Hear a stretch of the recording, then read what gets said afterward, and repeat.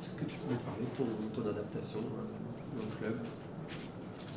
Parce que tu es déjà à 2 buts, donc ça. Mon adaptation, je suis arrivé dans un collectif qui était très bon, dans un groupe qui vivait déjà très bien. Donc moi, malgré mon jeune âge, j'ai déjà vécu une expérience au Portugal. Donc en termes d'adaptation, j'ai pas eu de soucis particuliers. Je me suis direct intégré et puis j'avais déjà des connaissances dans le groupe. Du coup, ça a facilité tout un peu.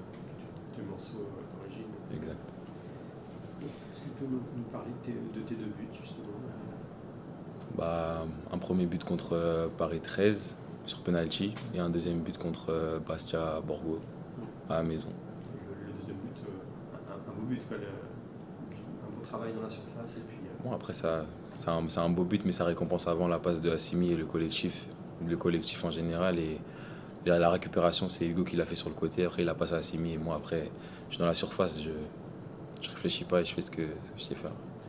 Vous sentez que vous montez en puissance depuis que vous êtes arrivé, non pas que les débuts étaient difficiles, mais vous avez peut-être un peu gagné votre place de titulaire, à moins avec l'absence aussi, ce qui vous a permis de jouer pendant un moment. Est-ce que vous sentez que vous êtes plus à l'aise dans le collectif, que vous avez plus de choses à apporter depuis quelques matchs, 3 ou 4 matchs? C'est clair qu'au fur et à mesure des matchs, je me sens de mieux en mieux avec l'équipe, avec les automatismes, etc. Après, je pense que comme dans tout, il faut un temps d'adaptation. Et puis, au fur et à mesure du temps, on se trouve mieux sur le terrain sans se regarder. Et puis, on a des automatismes qui se créent, bien sûr.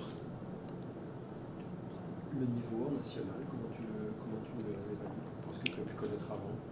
C'est un bon niveau. Après, c'est beaucoup de duels et surtout faire les choses ensemble. Après, c'est un niveau qui est très relevé quand même, avec des équipes qui sont assez concurrentielles. Donc, c'est un assez bon niveau. Ouais. Vous êtes arrivé à la trêve quand le Mans FC était encore en passe de jouer la montée. Est-ce que ça n'a pas été trop difficile à accepter, à appréhender le fait d'aujourd'hui être plutôt à la lutte pour le maintien? Non, pas du tout. J'ai connu une situation un peu similaire au Portugal, même si ici, je trouve que la situation, on est encore dans la course. Donc au Portugal, on était dernier du classement et on a su se battre collectivement. Donc c'est des choses que je connais, avec des valeurs fortes et justement faire le travail collectivement. Justement, qu'est-ce que vous avez retenu de cette expérience au Portugal qui est, on l'a dit, pas forcément similaire, mais un petit peu quand même au niveau de la lutte pour le maintien? Qu'est-ce que vous, malgré votre jeune âge, comme vous l'avez dit, vous pouvez apporter à des joueurs qui n'ont pas forcément l'habitude de jouer le maintien? Je pense que tout d'abord, ce que je peux apporter, c'est mon expérience, c'est le fait d'avoir du recul sur certaines situations, c'est de savoir que faut toujours se battre et qu'il faut toujours faire les choses ensemble si on veut s'en sortir. Il n'y a pas d'individualité qui pourront...